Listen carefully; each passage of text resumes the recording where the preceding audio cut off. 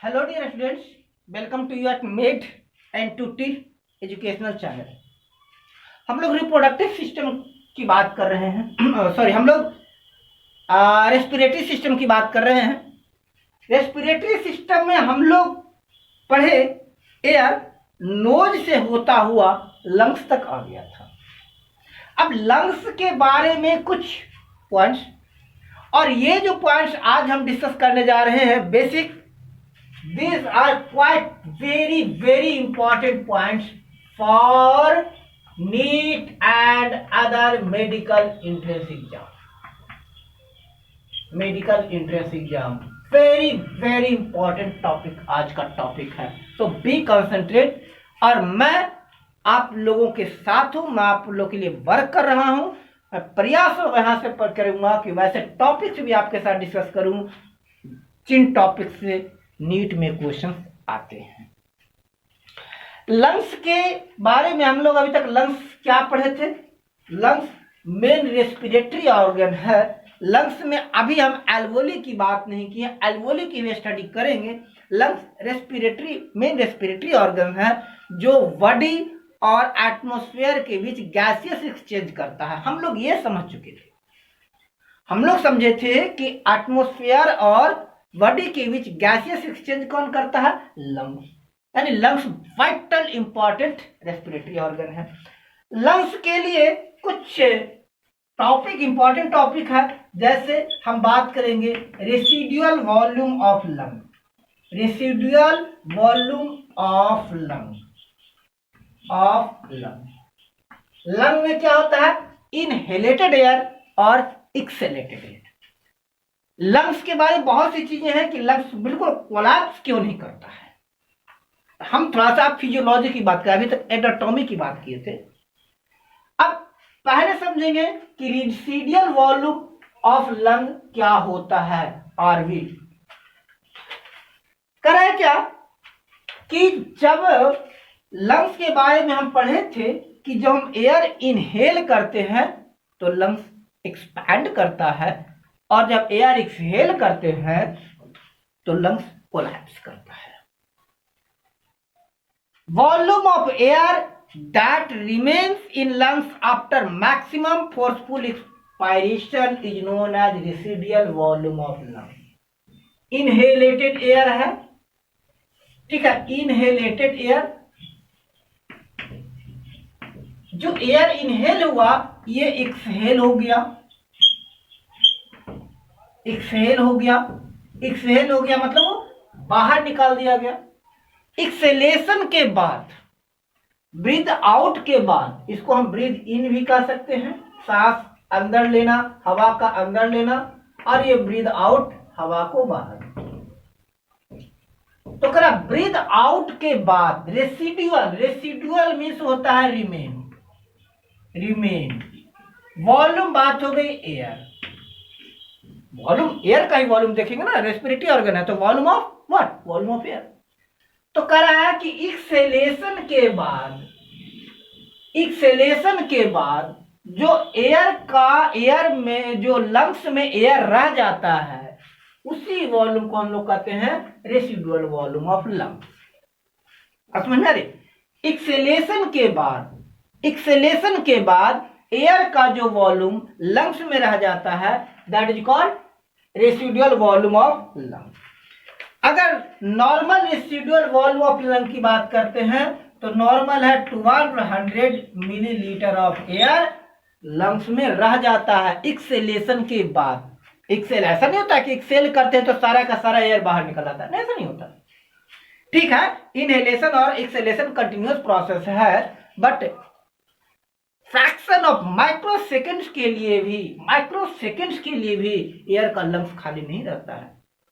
Accelerated और इनहेलेटेड air के बीच में कुछ जो एयर रिमेन रह जाता है, एक्सेलेशन के बाद जो एयर लंग्स में बच जाता है उसी को कहते हैं रेसिडुअल वॉल्यूम। और नॉर्मल लंग्स का रेसिडुअल वॉल्यूम 1200 मिलीलीटर है, या अबाउट 20 to 25 मिलीलीटर पर केजी। लंग्स का रेसिडुअल वॉल्यूम कितना होगा ये आपके मास पर भी डिपेंड करेगा।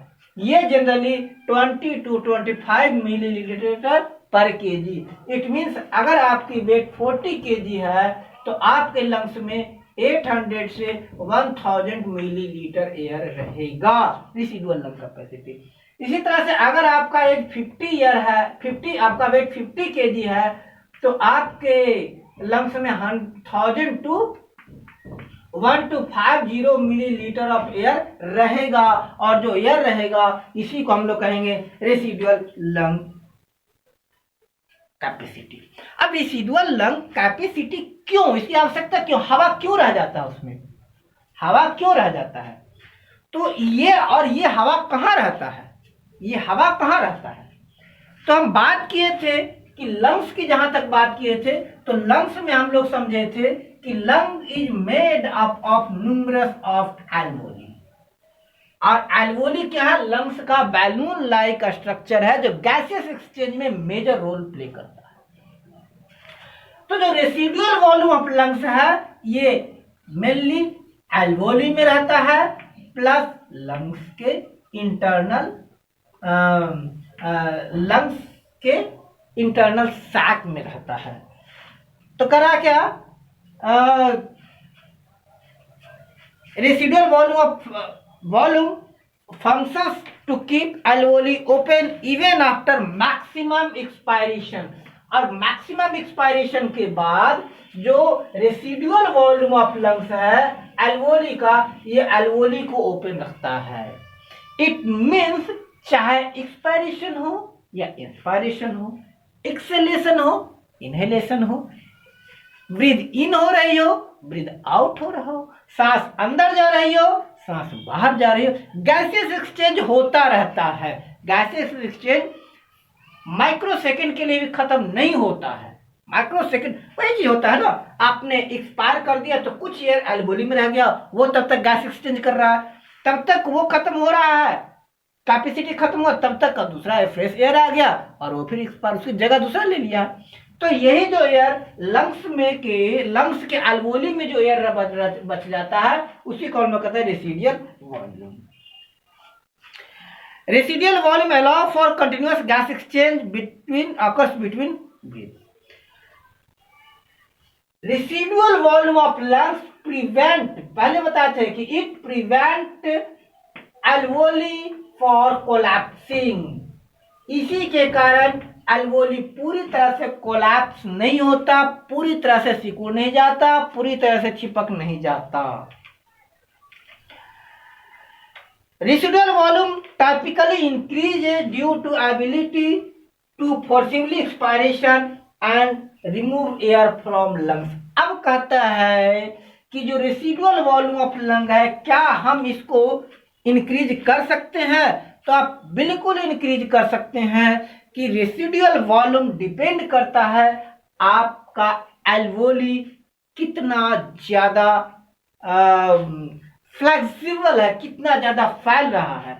आप अगर वो लोग कहते हैं ना जो योगा या आसना होता है उसमें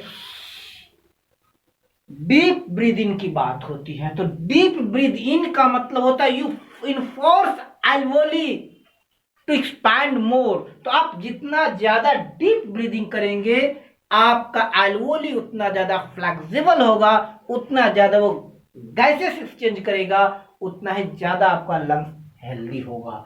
तो कह रहा है क्या कि जो रेसिडुअल वॉल्यूम ऑफ लंग है ये एक्सरसाइज या योगा डीप ब्रीद के द्वारा इसको बढ़ाया जा सकता है।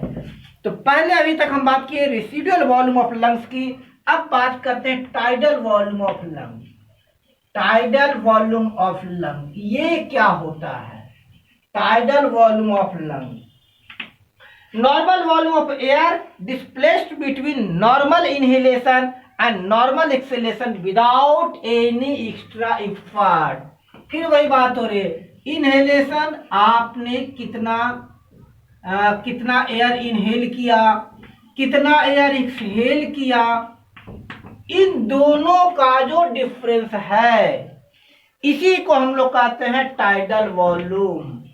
टाइडल वॉल्यूम क्या है? Normal volume of air displaced between normal inhalation और नॉर्मल एक्सहेलेशन। नॉर्मल इनहेलेशन और एक्सहेलेशन के दौरान कितना वॉल्यूम डिस्प्लेस हो रहा है, यानी आप कितना एयर ब्रीद इन किए और कितना एयर ब्रीद आउट किए, इनका जो डिफरेंस है उसी को हम लोग कह देंगे tidal volume of lung, TV, tidal volume of lung. Normal tidal volume of lung ये है 500 मिलीलीटर पर इंस्पिरेशन। आप जो ब्रीद इन करते हैं उनमें 500 मिलीलीटर ऑफ एयर लंग्स में ही रह जाता है, वो कंटिन्यूसली रिप्लेस होता है। जब आप ब्रीद इन करते हैं ना तो उसमें से 500 ml रह जाता है, फिर बाकी वापस आता है, फिर आपने ब्रीद इन किया तो न्यू 500 ml रह गया, बाकी कर गया। और यह हम कह सकते हैं इट इज अबाउट 7 मिलीलीटर पर केजी। अभी हम पढ़े थे कि जो normal breathing lungs residual lung volume क्या है 20 to 25 ml पर केजी, यानी अगर 20 से 25 मिलीलीटर वायु एयर ब्रीद इन हो रहा है उसमें से 7 मिलीलीटर वायु एयर ये रह जाएगा लंग्स में, रह जाएगा as tidal volume of lung. Clear? अब इसके बाद करेंगे next expiratory reserve volume. Expiratory reserve volume क्या होता है? Expiratory reserve volume, expiratory reserve volume ERV, extra volume that can be expired below tidal volume for normal quiet expiration to maximum expiration। कारण ये तो जब हम बात किए थे तो टोटल वॉल्यूम की बात किए थे, तो ये तो नॉर्मल की बात हो रही थी ना, नॉर्मल की बात हो रही थी ना। अब कह रहा है क्या मैक्सिमम एक्सपायरेशन और normal quite expiration. Normal quite expiration और मैक्सिमम फोर्सफुल एक्सपिरेशन का जो डिफरेंस है इसी को हम लोग कहते हैं एक्सपायरेटरी रिजर्व वॉल्यूम। मतलब नॉर्मली कितना एयर एक्सपायर ब्रीद आउट हो रहा है, एक्सक्रीट हो रहा है, एक्सपायर हो रहा है। और अगर फोर्सफुल एक्सपायरेशन, एक होता है फोर्सफुल इंस्पायरेशन, डीप ब्रीथ कहते हैं, डीप ब्रीथ इन मतलब forceful inhalation, deep breath out forceful expiration या फोर्सफुल एक्सेलेशन। तो अगर आप फोर्सफुल एक्सेलेशन और नॉर्मल एक्सेलेशन के बीच का जो डिफरेंस है उसी को कहते हैं expiratory reserve volume. It means lungs कितना एयर रिजर्व रखता है। लंग्स अब ये लंग्स एयर क्यों रिजर्व रखता है? लंग्स एयर क्यों रिजर्व रखता है? $1 मिलियन क्वेश्चन। देखिए कभी कभी होता क्या है, मैकेनिज्म समझने का प्रयास कीजिए। मान लीजिए आप खा रहे हैं, ठीक है, ब्रेन को सेंस किया कि आप खा रहे हैं कुछ या पी रहे हैं, या ऐसे भी जो सलाइवा है ना अंदर की ओर swallow कर रहे हैं, उस दौरान कभी कभी कोई पार्टिकल्स है ना एसोफेगस में, एपिग्लॉटिस में फंस गया। अब फंस गया तो क्या उसे बाहर निकालना है ना, तो बाहर निकालने के लिए क्या होगा? तो यही जो फोर्सफुल एक्सपायरेटरी रिजर्व वॉल्यूम है, यही एक्सपायरेटरी रिजर्व खांसी के रूप में बाहर आता है। जब खांसी होती है तो एक्सपायरेटरी रिजर्व एयर जो है इसमें लंग्स में भरा हुआ दोनों का, वो एक्सपायरेटरी रिजर्व बाहर आ जाता है। तो या तो आप डीप ब्रीथ आउट कीजिए तो भी एक्सपायरेटरी रिजर्व वॉल्यूम बाहर आ जाएगा। तो वही कह रहा है नॉर्मल एक्सेलेशन और फोर्सफुल एक्सेलेशन के बीच का जो एयर है इसी को हम लोग कहते हैं expiratory reserve volume. It is about 1.5 litre. Lungs में 1.5 लीटर एक्सपायरेटरी रिजर्व वॉल्यूम आता है। इट मींस लंग्स में हमेशा 1.5 लीटर एयर रहता है जो जरूरत पड़ने पर फोर्सफुली उसे एक्सपायर्ड कर सकता है। और ये जब एक्सपायर्ड होता है तो फोर्सिबली एक्सपायर्ड होता है। लंग्स में हमेशा 1.5 लीटर एयर रिजर्व रहता है सो दैट आवश्यकता पड़ने पर इमरजेंसी के केस में फोर्सफुली एक्सपायर किया जा सकता है। नेक्स्ट है आगे कह रहा है क्या, expiratory reserve volume depends on muscle strength and low Airways strength. ये डिपेंड करता है मसल स्ट्रेंथ पर और एयरवेज स्ट्रेंथ पर। मीन्स एल्वोलिक स्ट्रेंथ कितनी है, जितनी कम होगा उतना कम रिजर्व रखेगा। एल्वोलिक स्ट्रेंथ कितनी है, लंग्स मसल कितना स्ट्रांग है, इस पर डिपेंड करेगा expiratory reserve ratio, it it is reduced in pregnancy, obesity and severe obstruction. Pregnancy के दौरान एक्सपायरेटरी रिजर्व वॉल्यूम घट जाता है, ओबेसिटी में भी घट जाता है। आप इतना जान लीजिए, अगर आप बहुत जल्दी हफनी आ जाता है ना, हफ जाते हैं, डीप ब्रीथ नहीं कर सकते हैं, इट मीन्स आपका एक्सपायरेटरी रिजर्व वॉल्यूम नहीं है। एक्सपायरेटरी रिजर्व वॉल्यूम को बढ़ाने के लिए आपको हमेशा एक्सरसाइज करना पड़ेगा। Deep breath in deeply, stay and breath out, तो आपका एक्सपायरेटरी रिजर्व वॉल्यूम इंक्रीज करेगा। अब expiratory reserve volume, extra volume that can be inspired your tidal volume for normal quiet inspiration to maximum inspiration. ये तो inspiration की बात होगी। अब जो आपको नॉर्मल इंस्पायरेशन है, नॉर्मल इंस्पायरेशन से, ये इंस्पायरेशन की बात होगी, नॉर्मल इंस्पायरेशन को से और आप कितना एयर इंस्पायर कर सकते हैं, इसी को हम लोग कहते हैं inspiratory reserve volume. Inspiratory reserve volume, it is the difference IRV, it is the extra volume that can be inspired, extra volume that can be inspired rather than normal inspiration। एक नॉर्मल इंस्पिरेशन कर रहे हैं, अगर आप deep breath कर रहे हैं तो और कितना ज्यादा एयर आप इंस्पायर किए, कितना ज्यादा इनहेल किए, वही हो गया इंस्पायरेटरी रिजर्व वॉल्यूम। कितना ज्यादा डीप ब्रीथ, जाहिर है जब जोर से ज्यादा एयर लिए तो उसका क्या होगा, लंग्स का वॉल्यूम बढ़ गया, तो जो लंग्स बढ़ा नॉर्मल से, उसे कहेंगे इंस्पायरेटरी रिजर्व वॉल्यूम।